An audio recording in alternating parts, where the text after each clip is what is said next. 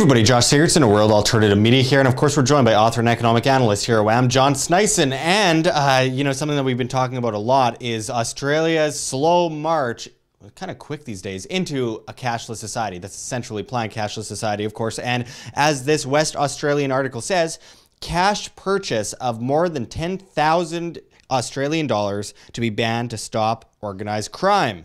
Australians who try to use more than $10,000 in cash to buy goods will be banned under a crackdown by the federal government aimed at stopping money launderers and organized crime. The government last night announced the plan to make it illegal to use more than $10,000 in cash to buy anything. Those wanting to spend up big will have to use either electronic transfer services or a check to make a purchase. Of course, so therefore everything will be tracked. And you know what? When they talk about organized crime, they mean the government crime racket? No, of course they don't mean that. They mean you trying to avoid getting stolen from with your hard-earned money that you worked really hard for by the organized crime cartel. So that's a big thing to point out. We've been talking about the cashless society for a long time here at WAM, and something that really stands out is that they'll be able to track your money everywhere. It's centrally planned, of course, legal tender. If your money's in the bank, it's not yours, it's the bank's. And if your money's always going through the banks via digital transactions, legal tender laws, it's all centralized, all that, then you never own your money. It's always the banks. And that is a form of enslavement, folks. That is how they really get you. That's how they can do bail-in regimes, have no runs on the banks,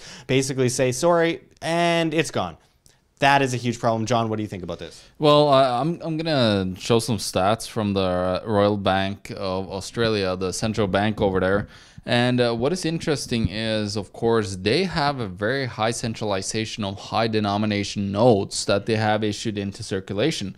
If you take a look at the $50 and $100 bills that they have, you actually see that it's 93% of all cash in circulation, well, all notes in circulation. That's a tremendous amount.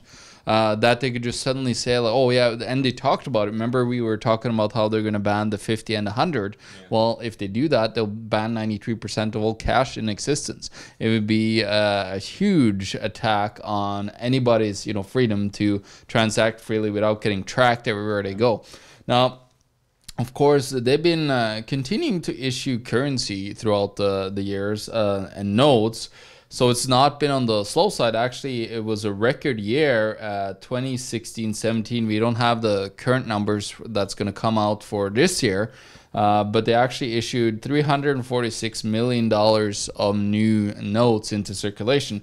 If you look at the early year, you look at 2015-16, it was 129, then it was 166 million the year before that, and 30 million. So they were kind of slow. So I guess there was needed, like probably a lot of them got worn down and had to be used in circulation, because a lot of people want to use cash. There's a huge cash economy, especially among the people that don't have a lot of money.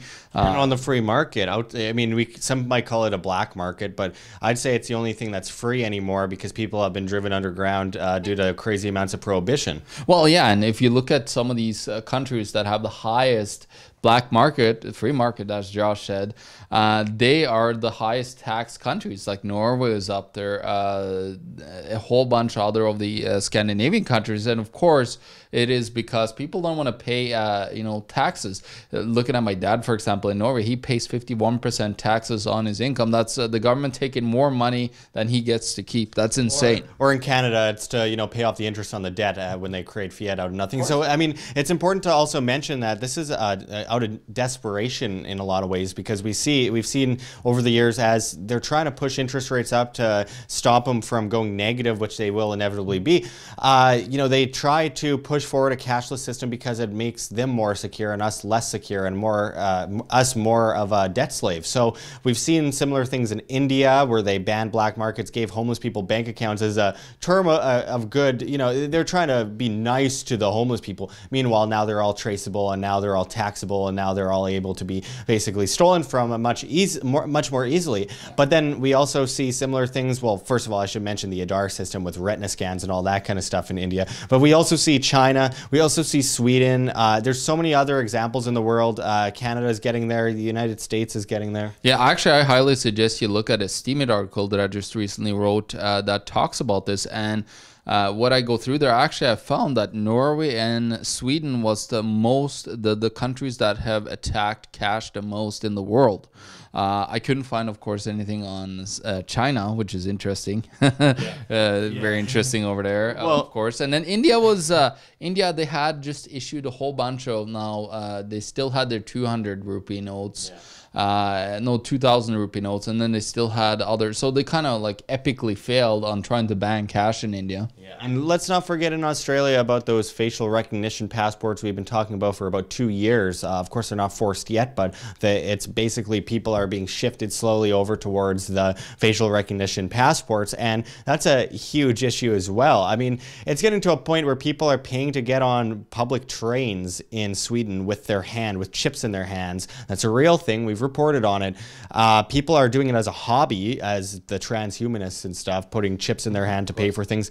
And, you know, we're already being conditioned when we put our hand out to tap our debit or credit card. There is an RFID in that credit card or in that debit card that you have. Yeah. That's the same as the one that it would put into you. Yeah, so it's getting really bad, folks. So the point is, you know, all fiat currency eventually reverts to its true value of zero. It always has, it always will, going back to 1024 AD in China. And, of course, when it all comes down, they're trying to be desperate and push for their centralized cashless society, and of course implemented into the SDR, the special drawing rights, at the IMF. And that is a big plan, a big plot that they've been looking towards for a long time. Yeah, we've all seen that magazine article, 2018, with the phoenix rising from the ashes, and you know, the SDR. Yeah, well, look at Garrett Cohn. Of course, he just recently came out and said that he believed that it would be a world cryptocurrency, but of course he said it's not going to be Bitcoin. No. And that's, you know, probably where it gets it from, you know, seeing that they have the plans. And when you look at how they wanted to push the SDR as a world reserve currency, well, it's pretty obvious that they're going to use the new blockchain technology to implement their centralized control. If you don't believe that they're going to ban cash anywhere, I got a story. Actually, my sister lives in Sweden, in Malmö, and she was telling me when she goes out anywhere, except for the only place that she had found that they take cash now is the grocery store. Everywhere else, if you go to bars, if you take any transportation or anything, or if you go to any other stores, they very rarely take cash. Like, it's mostly banned, like not banned, but it's mostly you're not able to use Swedish kroner. I've actually been to a few bars. I don't go to bars that often, unfortunately. I'm working most of the time, but I've been to a few bars where they get you to, that you can only use your debit card or credit card, yeah, and they force you to tip them.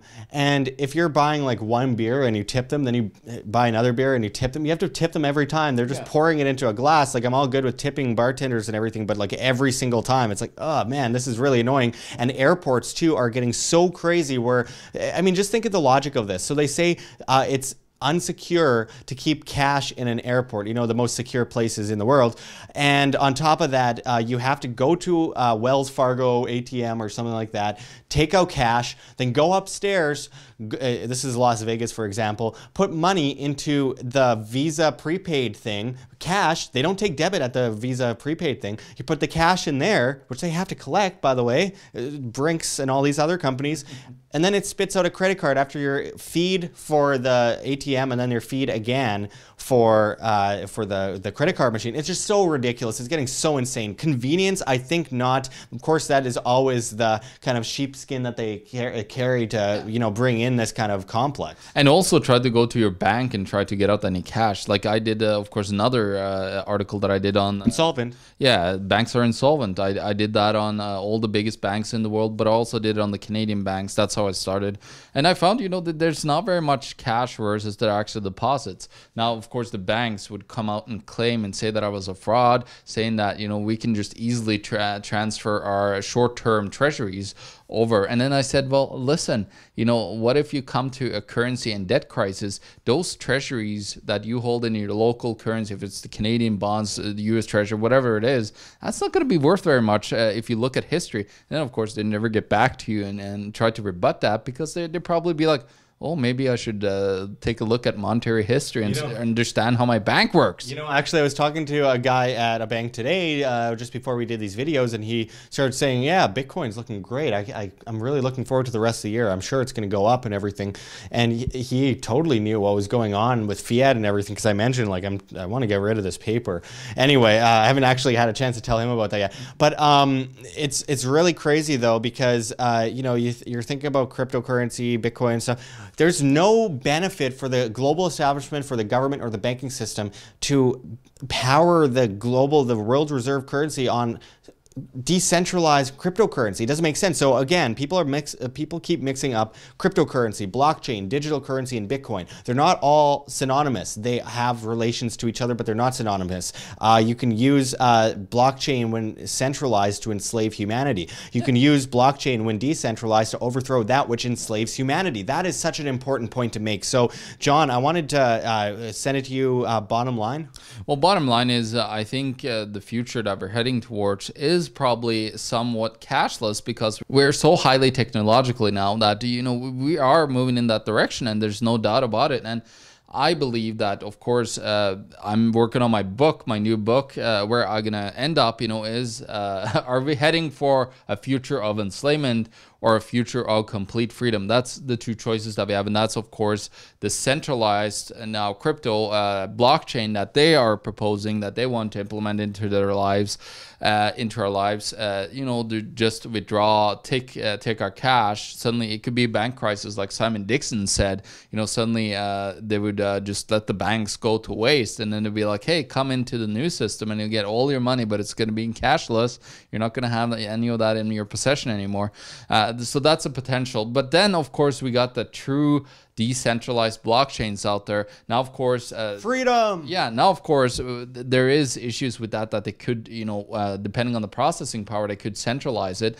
But there's also other, you know, coins out there that are starting to eviscerate that. And then I'm very excited about the future. Yeah, the market's always innovating faster than the criminals try to innovate in their direction. So it's important to, you know, mention. I mean, also 95% of cryptocurrencies are terrible. So it's important to mention that. But there are some really great ones, and they're exactly the free market competing currency system that we've been waiting for.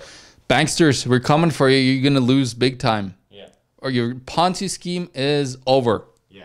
Decentralize, and of course diversify with gold and silver too. That's my opinion. Not you know. Very important. It's always good to mention that, because people rag on us if we don't mention that. I love gold and silver, so let's not go there. Cash is great. Physical cash is great if it's actually got fundamental value based on scarcity, application, demand.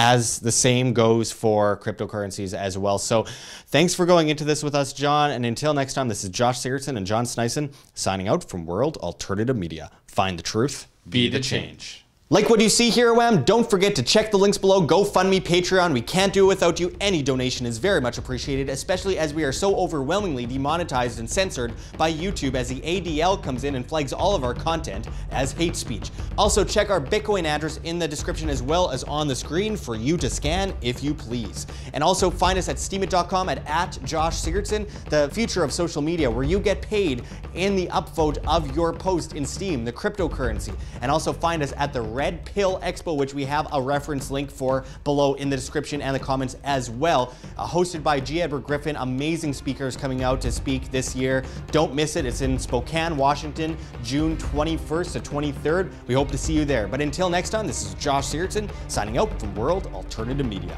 Find the truth, be the change.